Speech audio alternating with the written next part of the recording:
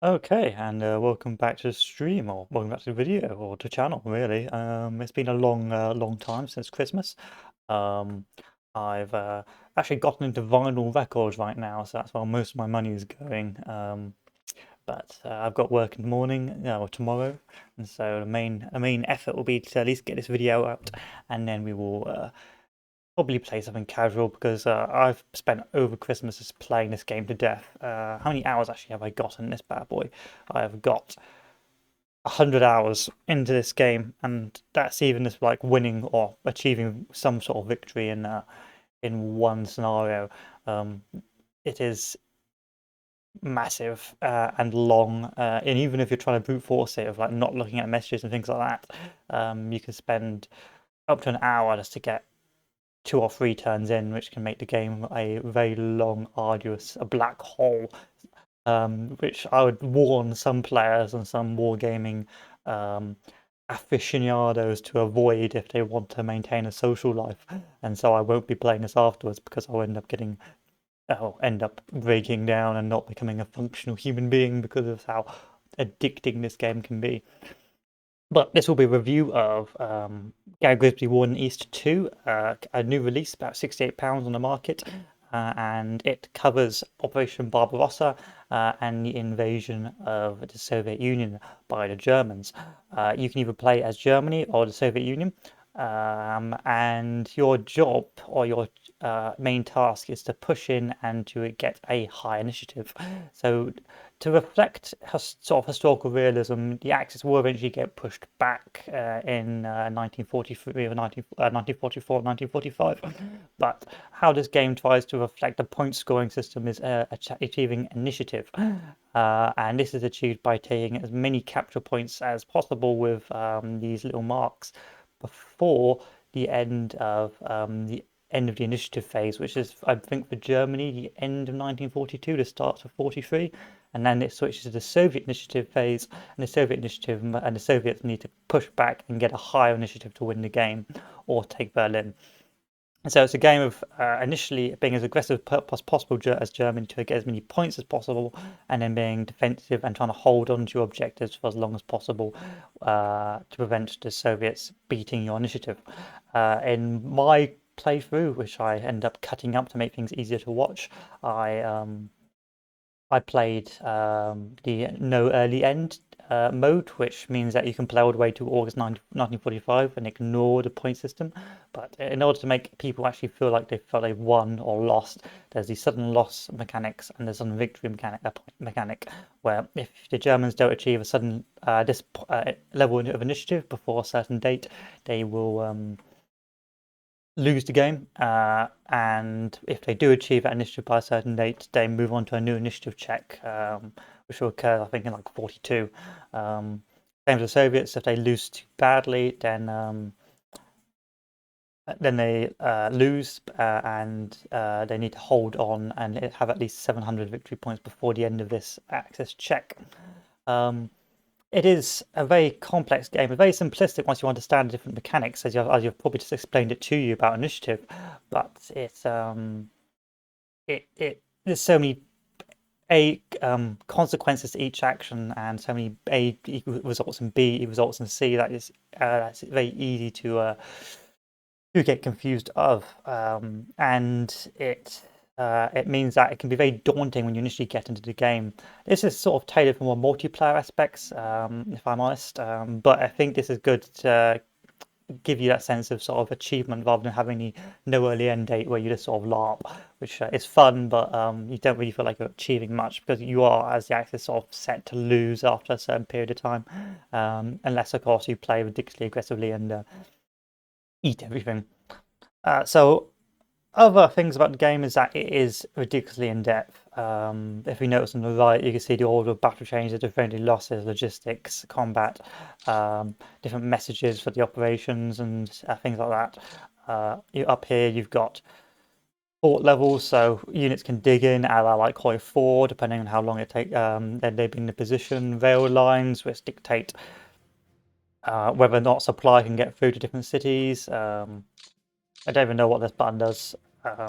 Command efficiency to show how close units are to their HQs and their HQs to their army theatres, which means that if they're not close enough, they won't get the bonuses from fighting close to command, but at the same time, you need headquarters to be on depots to provide supply efficiency, and so again, it's all very confusing. But the thing with this game is it doesn't tell you any of this. You're just sort of, it gives you one introductory scenario of Lucky Luki, which is like 10, which is like 10, 10 10 turns, and doesn't really show you the greater impacts of different mechanics like supply.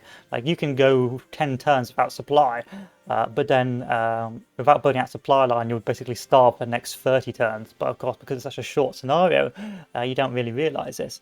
And because the game doesn't really say, you know, maybe you want to build a depot here before you end your turn, you're just sort of left in this you're sort of left wondering why you're starving until you read the 300-page bible of this game and then work out that maybe I should have been putting depots down. And then of course it makes sense and you think, well, yeah, that makes sense, that's pretty foolish, but of course it's not really your fault because you didn't really know. I think it really didn't tell you that was a mechanic, even though you sort of know with a game like this there's obviously going to be a mechanic. Isolated units, things like isolated, again, more mechanics about the game, such as encirclements, things like that, which really makes the game rather interesting. It's actually quite difficult as a learning curve, because coming from point 4, you normally want to have a unit on every tile around in a circle troop, otherwise it can withdraw.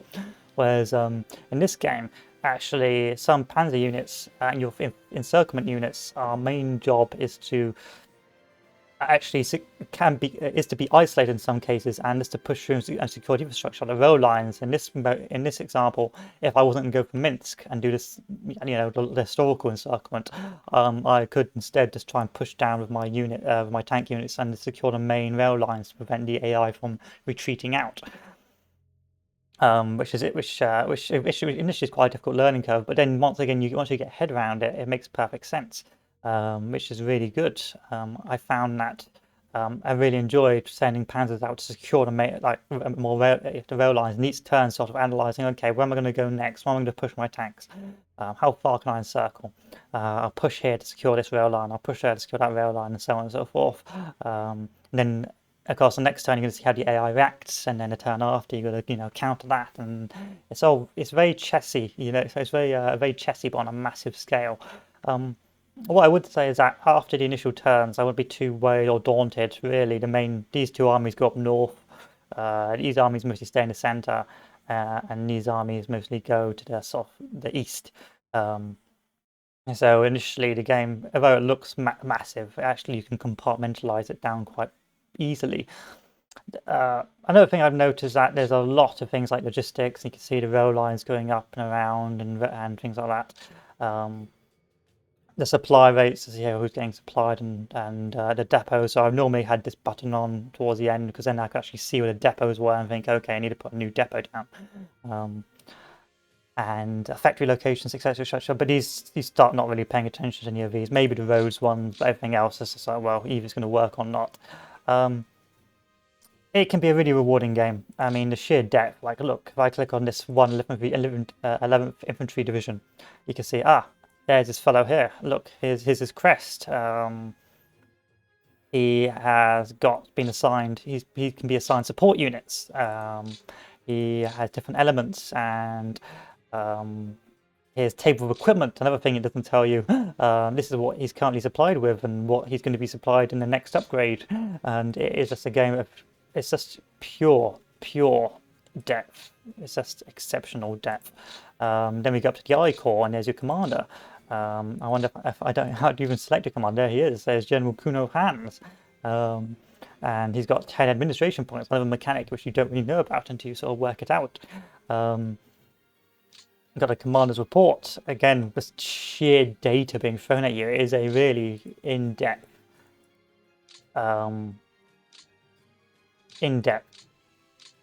smashing of data. I believe even somewhere there's actually little details about the unit and what the army did and things like that. But I am not even sure where that is, if I'm honest. But yeah, it's just pure your complexity, and it's very easy to be initially daunted by all of this, but once you sort of work out that a lot of this is out of your hands and you won't be able to do much about any of this apart from some maybe minor mitigating factors like I don't know, applying construction units. There's not much you can do to sort of heavily influence a lot of the mechanics going on behind the scenes. So for example, in this case, I would probably set this to, if I need to resupply the first core, I'd set this to high logistics and set everyone else to low, and he'd probably get supply before the rest of the allies. Then all the other mechanics would just work itself out. Or if I wanted to stop a unit from getting into combat and needing to resupply, taken back to a depot or near a depot, and then I'd go to refit or reserve. And each so even though there's lots of complex things behind the scenes, the game itself, as once you work out the basic buttons, you can mostly muddle your way through it. Other things you can of course look at is the order of battle. Like some of these stuff you don't even need to touch. Like this is not relevant to us in the slightest. Losses, again, this is mostly just filler, which I would say I'd point out, but this is just great for this. Like, again, you won't be able to influence this massively. You're just going to accept the situation, and eventually, when you run out of planes, just start conserving them. And again, you can try and work out what that means. But generally, if this is brown, you probably want to stop advancing, and if it's white, then you just want to give up. So even though it is as massive a scale and it is daunting, and you can go into really massive depth trying to understand it all, you don't actually have to.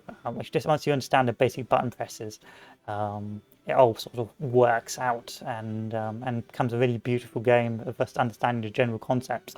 And the game does help you in some degree sort of comprehend what's going on and make things a bit easier. For example, you can use the automated air system to move the flights around, saving you time, and then they can assign their own missions and things like that. Or you can do the automated depot system, which really doesn't do a lot. It just sort of changes the priorities of depots, which would generally mean that everyone is equally as starving as each other, which of course in general we mean is it's not the most optimal way of doing the supply system, but it just saves you from the countless button presses of going, depot, rail depot, set priority to 0. And again, none of this is taught to you in in a tutorial. It's there for you to work out and read the blessed Bible. Yeah, so things they've added are things like air assets and things like that. But again, I don't really bother that much with the air. It was just more something I just added. So more just sort of initially assigned missions to and then left to do their own devices. And for that, I just did flexible or advanced and mixed missions and left them to own devices.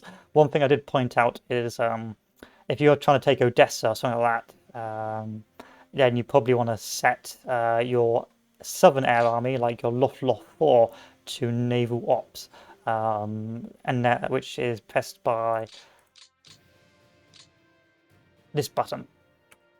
And then you can select the place you want to do naval ops, and it will just bomb it and isolate it, and you no longer have to worry about the situation, which can be a little bit buggy sometimes. But again, it's one of those obvious things which you spend your head banging your head against the wall at.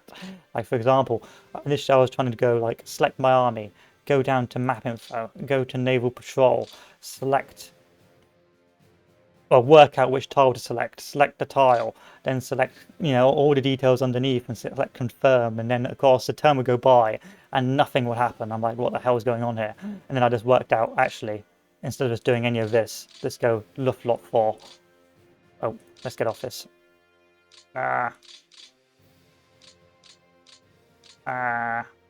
He says,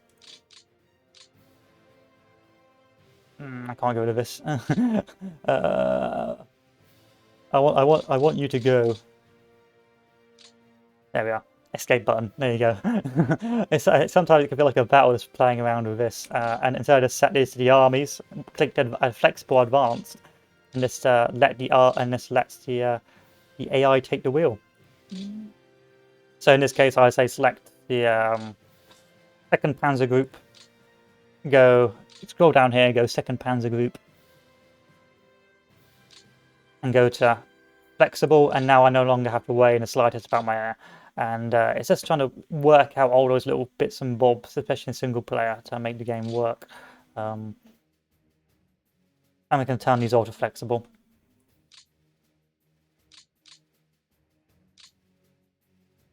You can go wherever you want.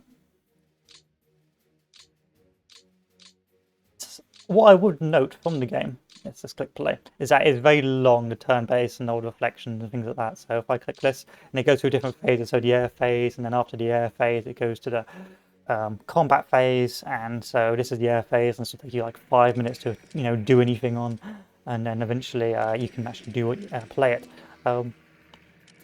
So it's certainly above every other game I've ever played from the RTS about in terms of strategy. It is completely in terms of like depth, it's completely in its own realm. There's no other strategy game that I've played that even comes close to the levels of complexity and detail as one is to. It is really the pure LARPer's wet dream, and it's really interesting. It's just like a really good game if you're into that sort of thing. It's not glitzy. There's not much glamour to it. There's no fancy explosions or great speeches or massive CGI. Its beauty comes from its complexity, and it's more about what you can pull off, constrained by the pseudo-realistic constraints of real combat, that makes the game a joy. And it's more or less a general LARPing. Like, can I get Stalingrad before and take Stalingrad before the end of 42? Can I hold Stalingrad before 43? And when you do achieve these things, it can feel like a massive achievement, because others in Hoyforce are like, I've taken it now, it's fine, I'm not going to get pushed back unless they've got a meme tank or something, or they've got air supremacy. Instead, it actually feels like an achievement getting over to Stalingrad. It feels like you have been achieving a massive amounts, and other things like the combat and things like that. Like once you do achieve a breakthrough and you're pushing through and you're going, aha, let me break through you. It can feel like a real achievement.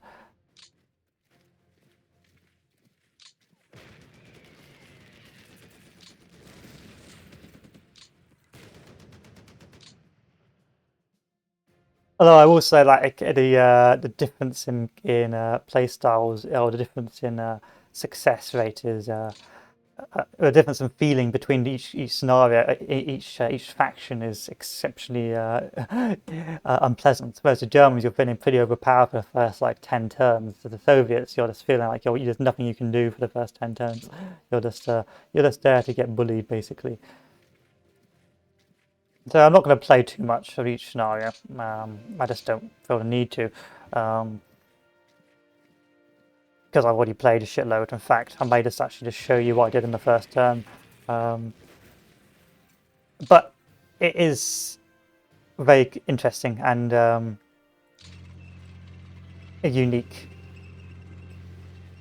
in that regards. So, for example, like when you're pushing through, there's that sense of what do I call it? That sense of pressure, because you're not sure if you should be doing this or whether or not the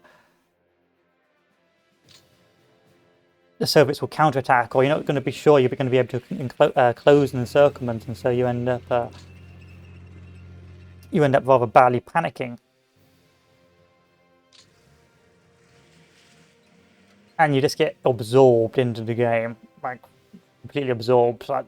Like sometimes I'll be clicking too quickly because I'll feel the pressure of trying to push through as quickly as possible, even though it's a turn-based game, and go like, I need to advance now, send all the troops up, and like the initial turns can feel really adrenaline-inducing, even though all you're doing is moving tiles back and forth.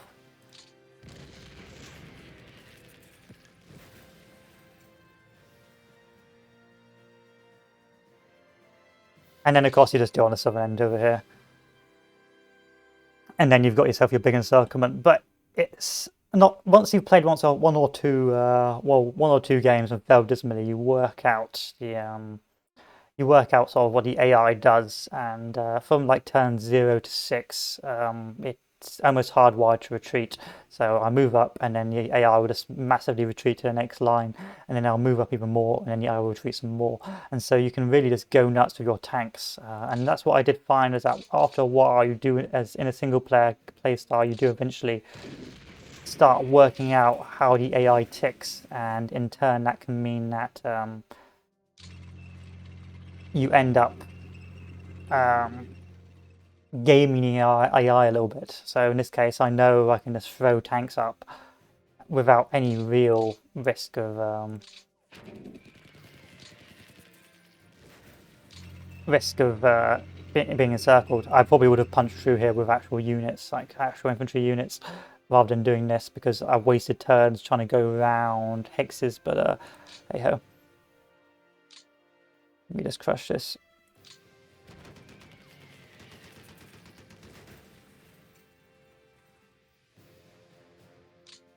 Because you start off extremely strong, like with the 13s and the 22s, and then as the game progresses, you get progressively weaker and weaker.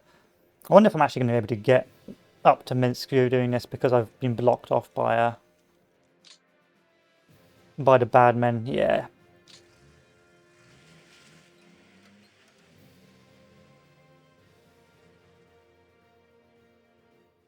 Yeah. Yeah. And then, of course, we'll send up other tank. Oh, yeah, we've made it. See, what I've done here is I'm not trying to isolate. Or if I do have another tank unit, I will try and isolate. But I've tried to secure the rail lines, because one of the things the AI does to balance the game is give it unlimited movement on rail lines. So you could try and achieve a perfect encirclement, but because they've got a rail line, the entire army retreats. That means that in terms of the stakes, it could be one single. It could be one turn that completely impacts whether or not you win or lose the game. For example, if I fail to cut off these troops at Minsk, then they will just be able to evacuate by rail, and that's me almost pretty much lost in turn 1, because over time they'll build up, and I won't be able to keep cutting him down to size and keep advancing. But as I've noted, the AI has a tendency to be very defensive in turn 6 until turn 6, then be opportunistic if it's still got enough, if it thinks it's got enough troops, and if it doesn't, keep on being cautious, and then eventually once it reach that critical mass, it'll start being aggressive and counter-attacking. But the combat itself is not really difficult. Pound for pound, until like 1944 or 1943, the German units are going to be downright better. What makes the game or balances it out is the logistics system. So if I just end this and go over to our previous save, he says, do I have a previous save? Yeah. Yep. Let's go down to... Yeah, let's go for this. 1941, turn 26.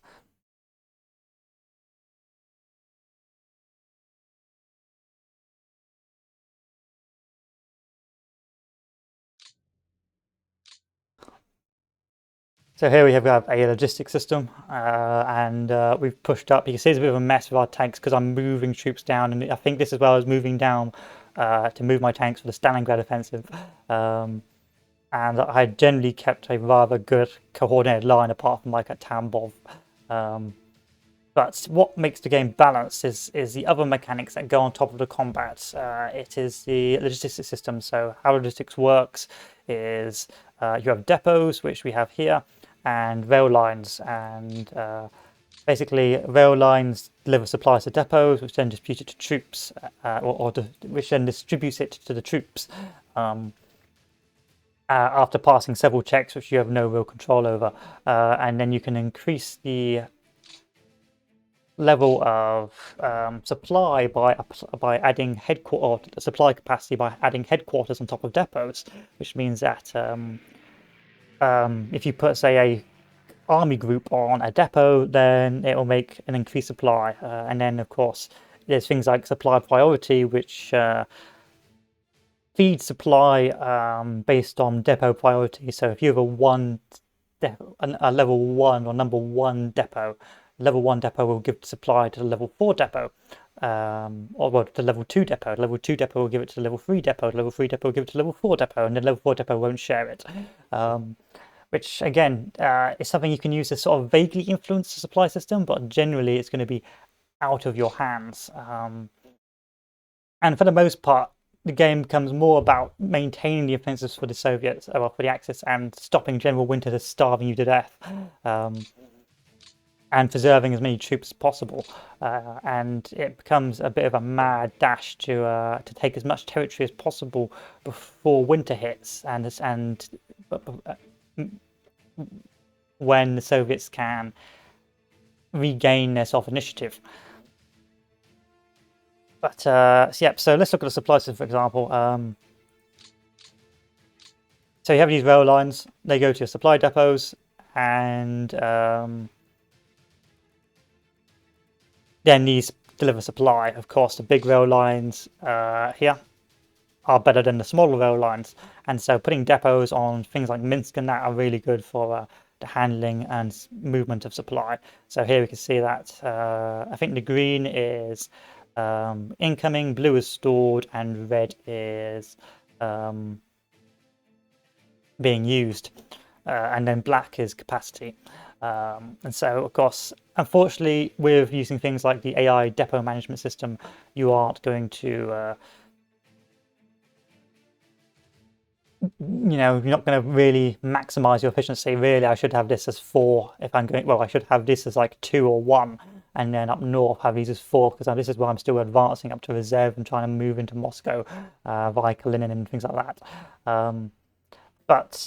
So if we go over the supply system, but of course, by taking tiles, they get damaged, and that means you can't just put a supply depot down and get supply. You need to repair the rail lines, and the rail lines are repaired by either the AI-controlled labor groups, which you need to actually add to your armies by assigning construction or assigning laborers to make them do stuff, and depending on which HQ they have a certain range. For example, AKH has got world map range, and Army Group has got like a 50 tile range, and Corps have like a 15 tile range, meaning that you can't just dump all your labor groups on a core. You've got to dump them like to a relevant area, and then move your big headquarters or move your army group over to the front or the relevant area, like so. And then the labor group will start moving around and doing their bits and bobs. Like, I can't control this because it's part of Army Group Anton,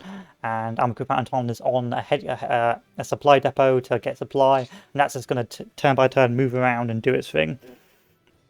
Yep, and then of course you've got things like the manual ones, which this is by clicking H, by the way, if you want to use this, which you can then move around and set up to repair rail lines by going over and going, it's time to repair this rail line. Bop, bop, bop, bop, bop.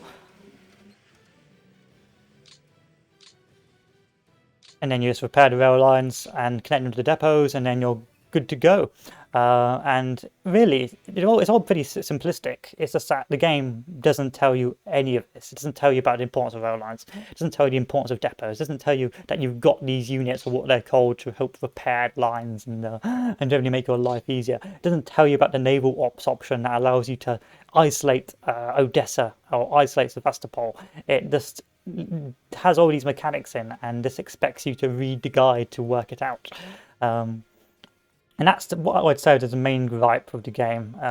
It's not really a gripe, but it's just a consideration, is that it's a game that does not handhold you. It's not like Hoi 4 says, you've run out of fuel.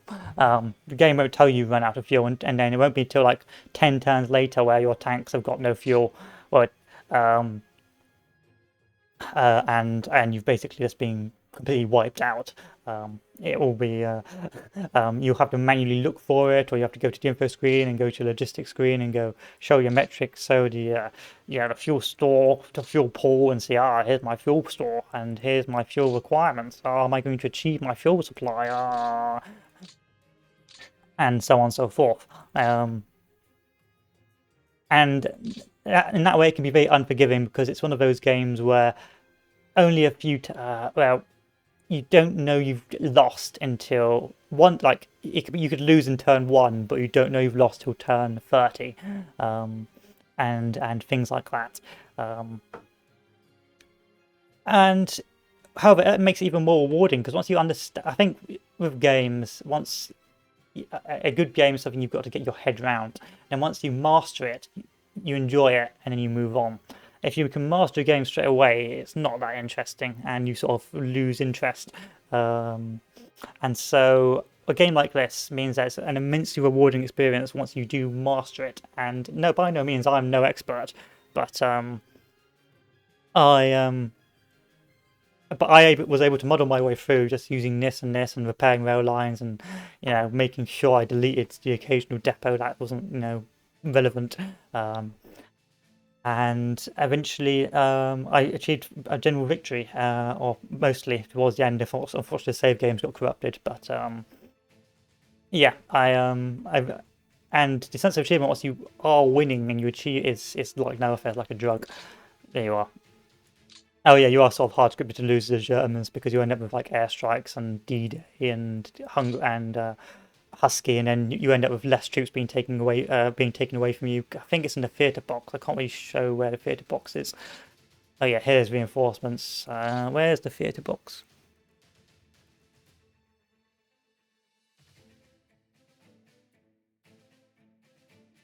Wikipedia, victory screen, theatre box. Yeah, so you have different theatres like Western Europe, where all these troops are, and then you've got Italy, and then you've got North Africa, and you can either automate this and the AI will normally take these units from you and send them to those areas. But it means that, of course, as the game goes on and you've got, Italy's been invaded, a lot of your stuff on Barbarossa is going to be taking off to go over to the Balkans or go over to Italy, meaning that you will be, artificially weaker as the Germans, and so it's just about really just maintaining that initial phases, and that can make the game rather dynamic. That push and pull of I push and then Soviets pull and things like that.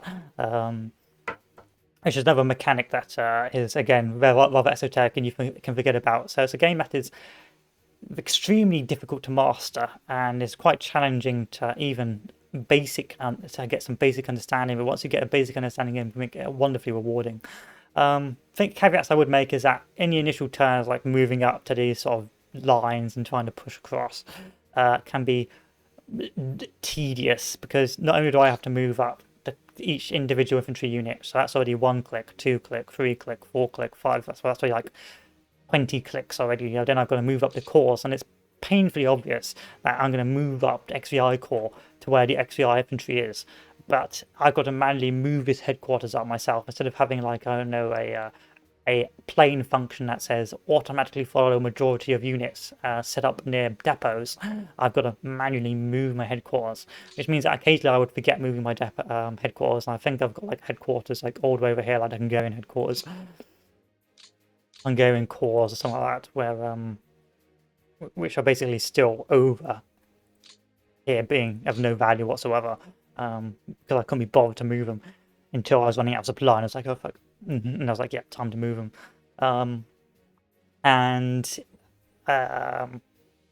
The AI, as I said, it can be gained. For example, the AI will normally tend to have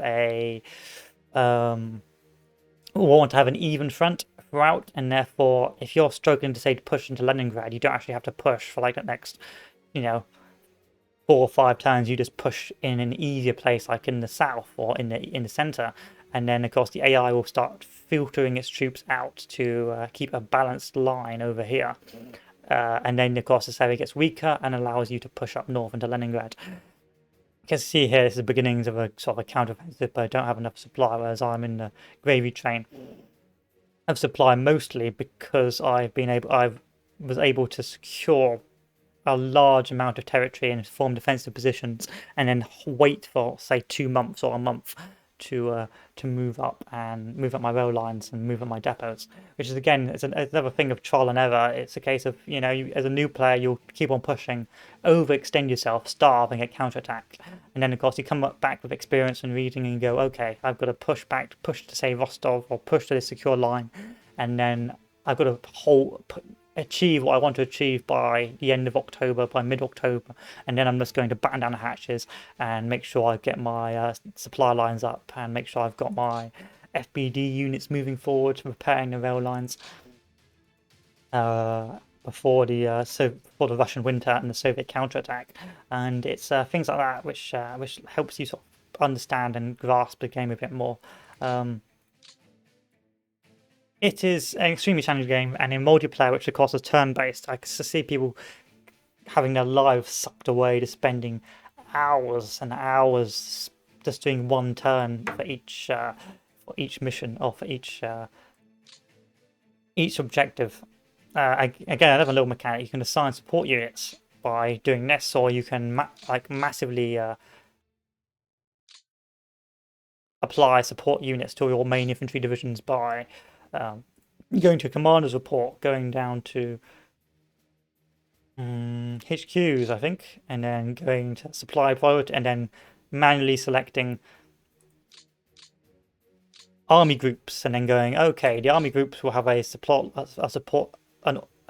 automatic support level of 9, so they'll have 9 of each support unit in their groups. And then of course you can go supply priority and go, okay, these will have all supplies priority 4. It doesn't make any sense because of course they're all armies. So actually you probably want to select one army like Army Group Center and go, you're going to have a supply priority of 1, and then you're not going to have any supply whatsoever. And that's all those little things. And of course once you've done the general commands, it's mind-boggling. Then the AI does all. Then the game does all the simulation for you, and even if you have this on 4, sometimes you won't get supply anyway, so it doesn't really matter. But it's just something to take into account. Always little things that you can help nudge the game into working in your favor, which adds a little bit of RNG into the game, which adds a little bit of chance, which for every quote unquote board game, which is effectively what this game is. It's a really complex board game. You do need a bit of chance to sort of change the stakes, otherwise it would be painfully obvious for everyone. What's going to happen next, and it becomes a memory game.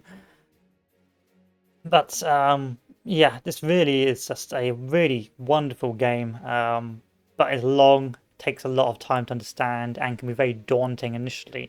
And unless you're willing to spend hours just failing and failing and failing and reading through the guide, I think I used to go to bed reading the guide and going, okay, what's an FBD unit? How do I make a super depot? For all you guys who don't know, a super depot is where you have a FBD unit and a army group on a depot, and that just like buffs up the capacity and sends out flying. And then I was able to work it out, and then I just generally ended up reacting to when I had low supply. So, for example, if I had low supply here, I would just go, I will delete all these depots, or I will change the priorities manually so this gets high supply, and so on. Yeah. So really to sum it up, it is wonderfully complex, very challenging, but extremely rewarding to pull off, and its depth and scale is bar none beyond any other game I've ever played. So if you are really into your historical recreation and your historical reenactment, and you're really into your sort of simulation levels of strategy, this game is for you. If you don't really care about the graphics and you're just more about the greater complexities and things like fuel supply and logistics and equipment and reserves and fatigue, and actually a proper simulation of the game rather than more of an arcadey simulations a la Hoi 4, this game will be for you. However, for people who want a more casual experience, want to really just be able to get into a game and after 1 or 2 hours generally be able to understand the general rules and concepts,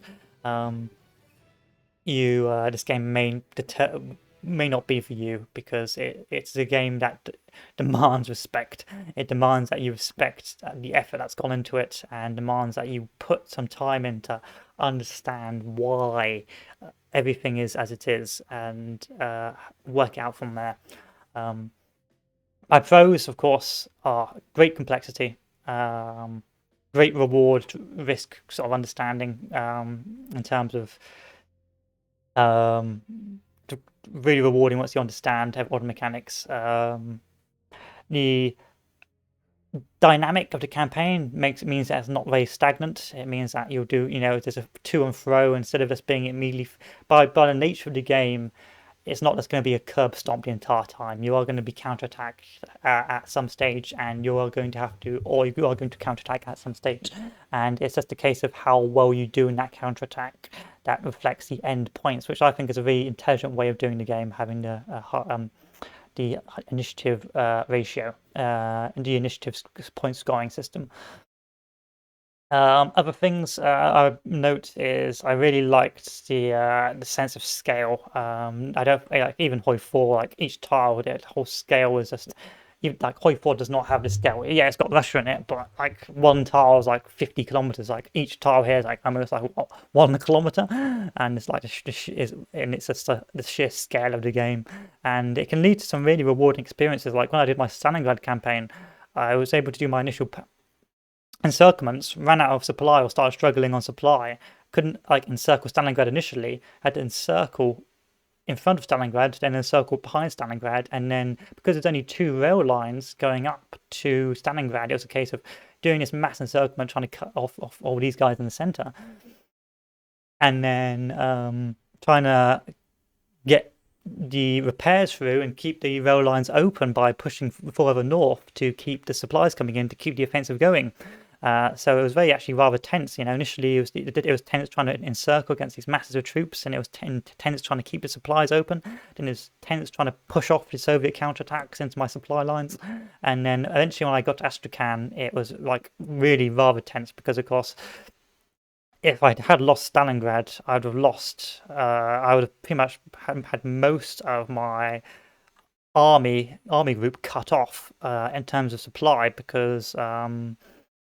This in the Caucasus, because this rail line goes all the way down south, and maybe Rostov. I could have started evacuating troops from Rostov, but if, say, I had troops over here and they'd cut through into Stalingrad, then all these troops would not have a supply hub, and these guys would be forced to, it would be pretty dangerous. So Stalingrad is a very dangerous place, and it's just like having to think these things through that makes the game so rewarding.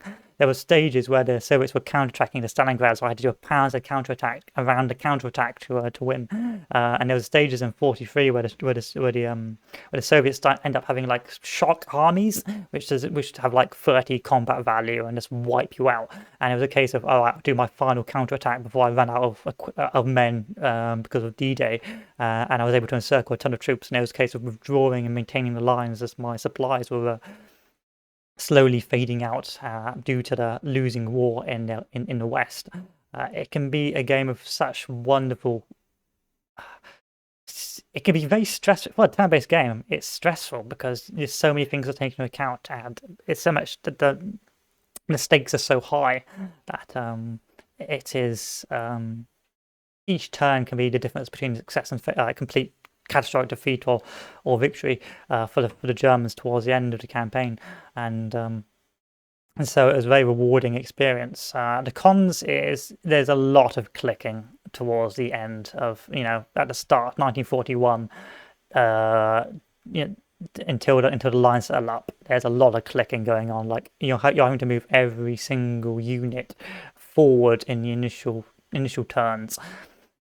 So you're moving forward every single unit, then you're moving forward every single headquarters, then you're putting your depots down, then you're putting your then you're moving up your FPD units, and it can be tedious, especially after your third playthrough, and you're thinking, Jesus Christ, okay, I've only finished on the north front, and it's only been 20 minutes.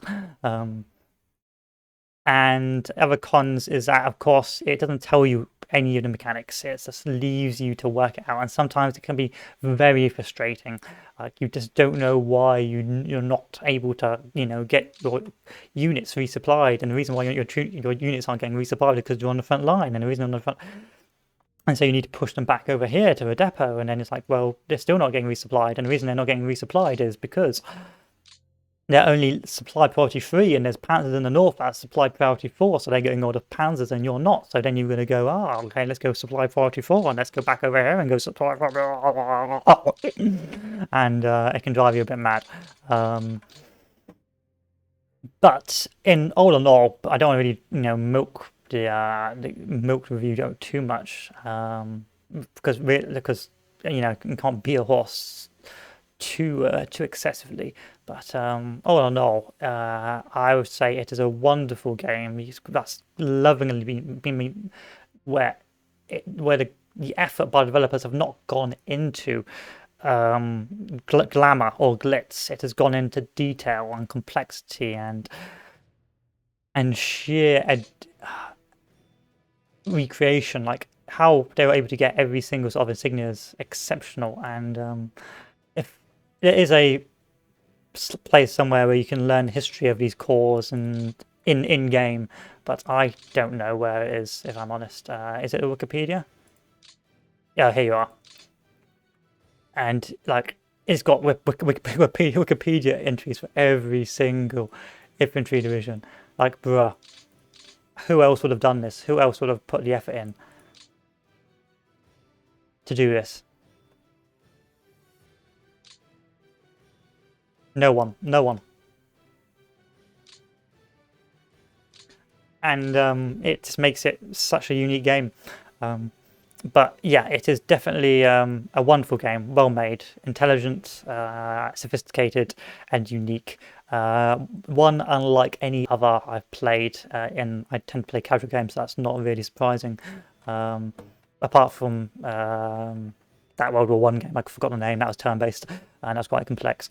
But it is a game unlike any other, and I highly recommend it for those who are bored of the simplistic games, have sort of got bored of Hoi 4, want to go that extra step higher, who wants to go to that higher level of gameplay and higher level of complexity, who want to spend hours and hours and hours. And even though this is a £60 game, I've got 100 hours into it, and I could replay this again, but it would become my main game, and I don't want to be streaming this every single fucking day. Because this is like, what do you call it? Crystal meth to the strategy gamer.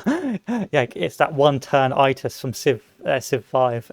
You will end up looking like a guy on crystal meth. Like I was my old man for Christmas, and I was playing this, and I would go, do one more turn, and next thing it's 2 a.m, and I get up out of bed. I'm tired as fuck. It's like 12 o'clock in the afternoon, and then crack this out again, and then next thing you know, it's midnight again, and I'm just like, damn, I can't keep playing this because I just know, I still work for a living.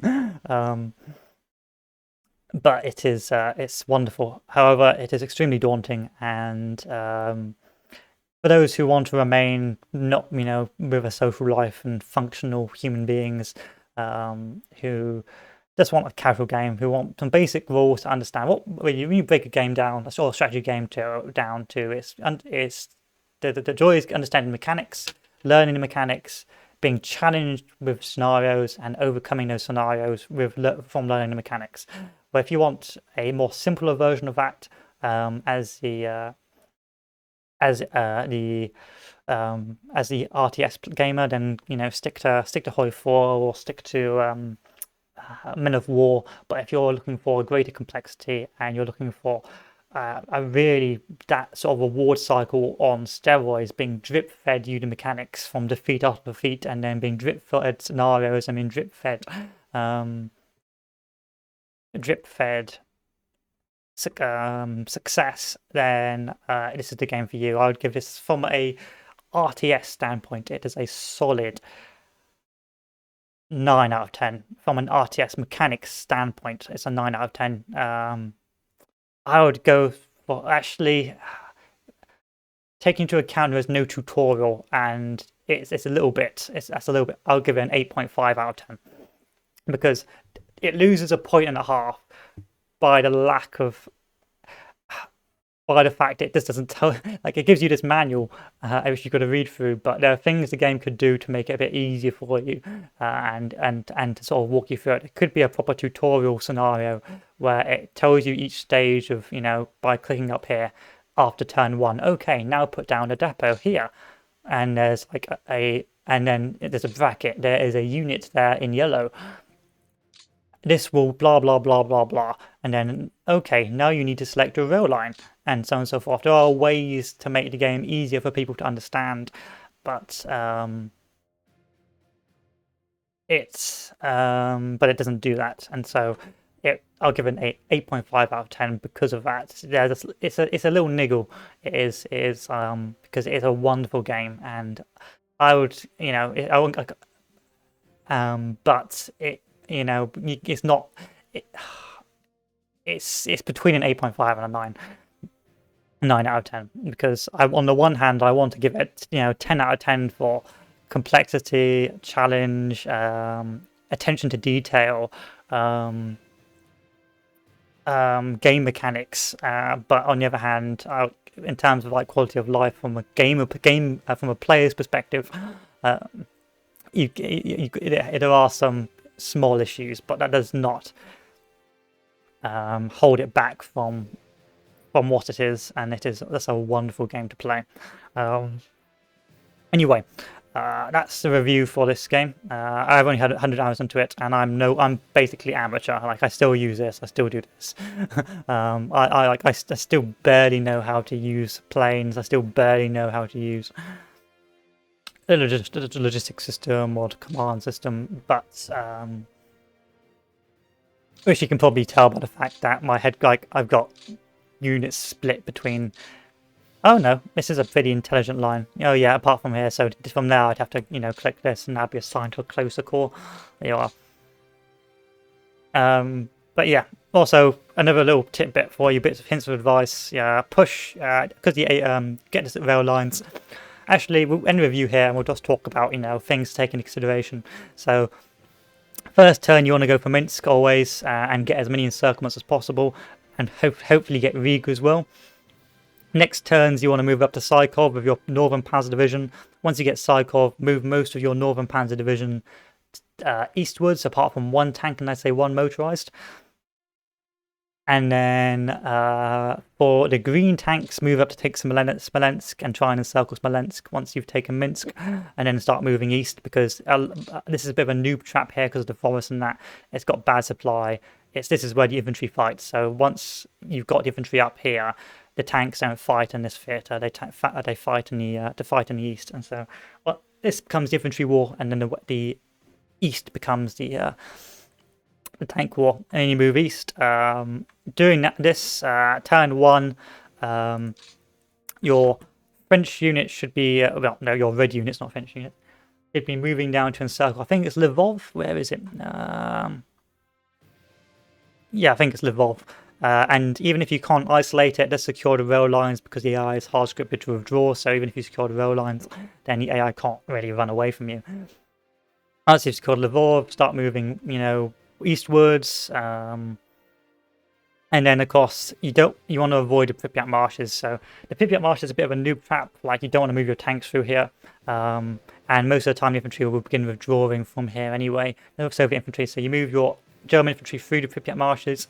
Normally along the rail lines, and then what you're supposed to do is you're supposed to send the red units eastwards, circle around Kiev, and then send blue units, which should have been moving up as well, to encircle from the north around Minsk and get through Kiev that way, and then you end up with this massive encirclement, which I think I'll show you. I think it was turn 5 I had that encirclement.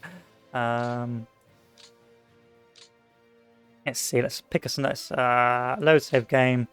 It was turn 5, I think. Turn 5, Axis.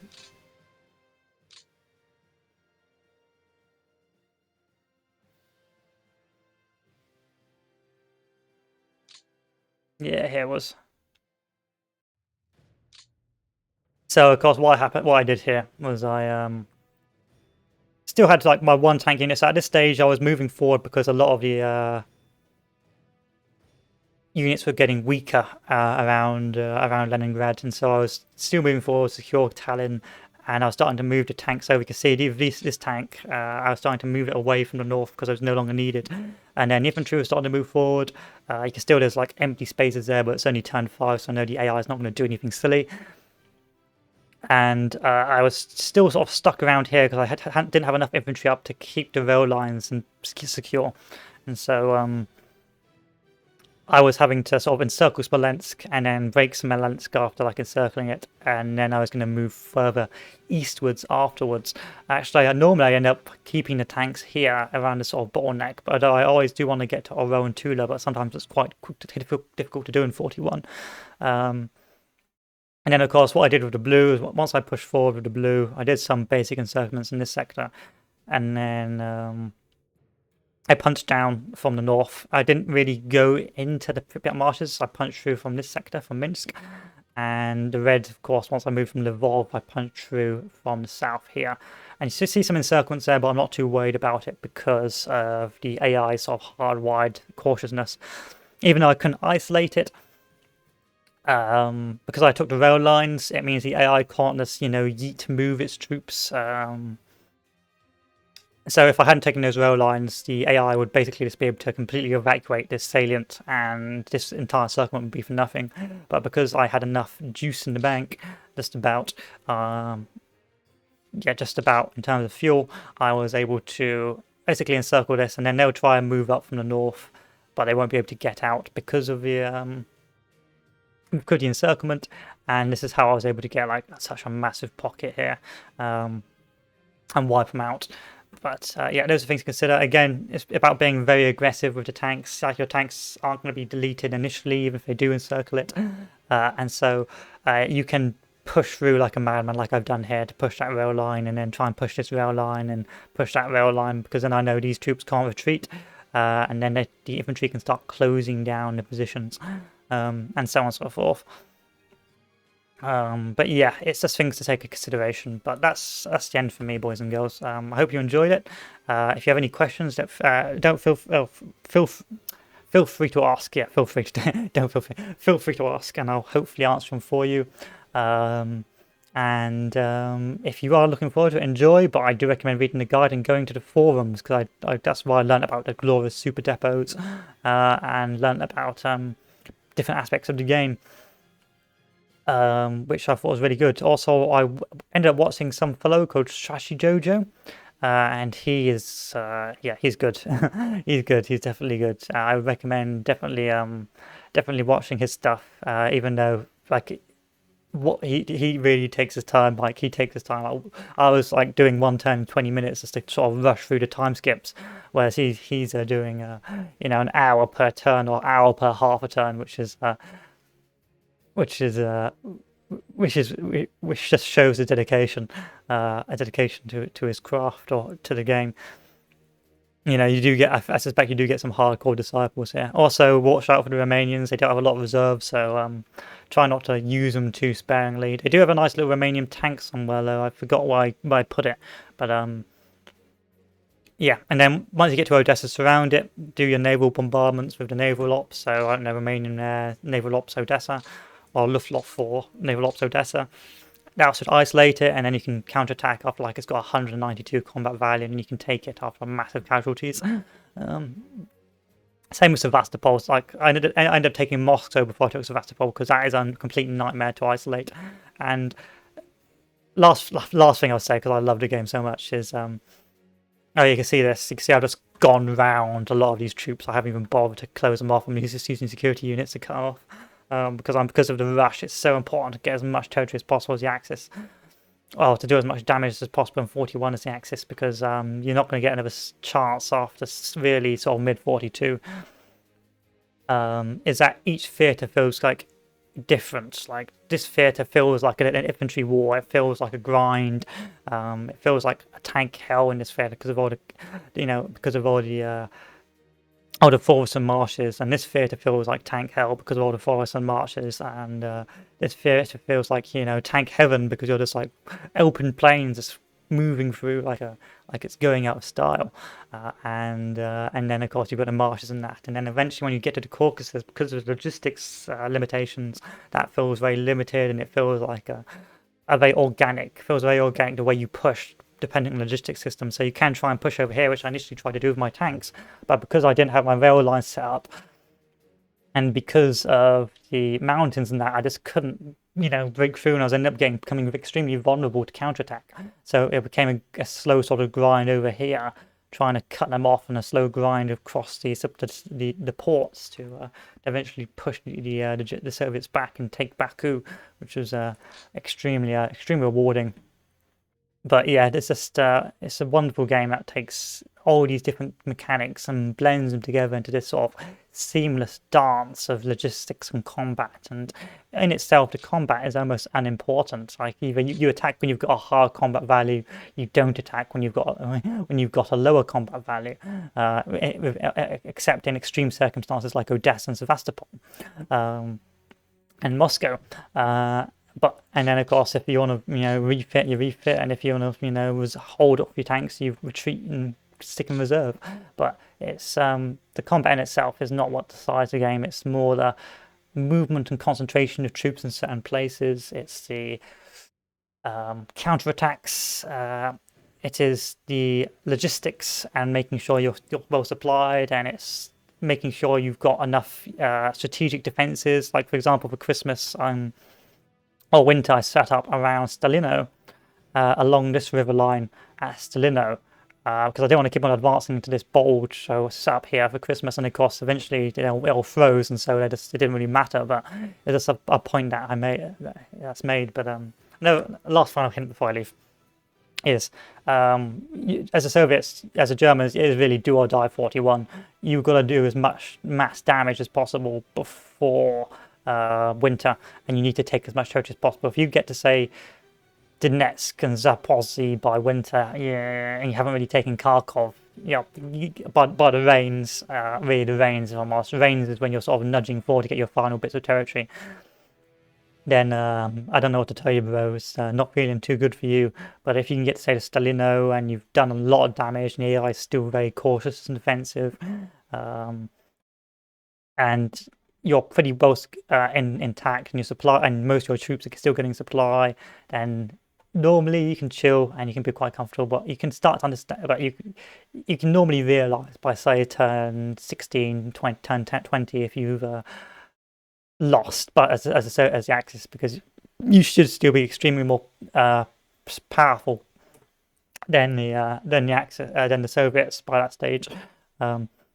But don't get tricked by the winter. The winter will mean that any attacker will be extremely weak, and the rains, like even in the rains, even if I try and attack this unit, it's going to do one combat value to his 12 because it's the rain basically. So you've got to bear that in mind, that the weather also affects how effective your troops are in the field. But yeah, it's just something to. And as for the Soviets, just keep withdrawing, trying to hold main positions. That's why the initiative's a good game, because in multiplayer, what I've been hearing, the initiative stops the Soviets from cheesing it and retreating all the way to Stalingrad, or retreating back all the way to Rostov, and then there's counterattacking.